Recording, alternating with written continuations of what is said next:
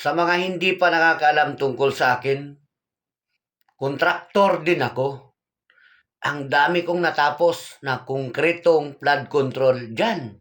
Doon oh, ang dami. Ang haba niyan, buong ilog na yan, napakalaking ilog. Ito yung ilog na binabaha talaga ng gusto. Pero,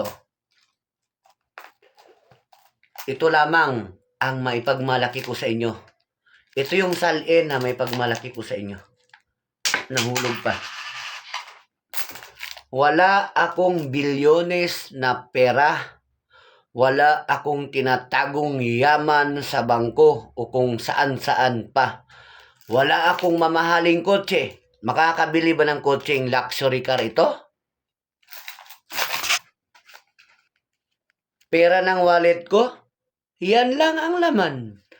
Wala akong tinatagong sikreto dahil lumalaban ako ng patas sa gobyerno. Dahil ako, Tatak Duterte, ayaw ko ng korupsyon.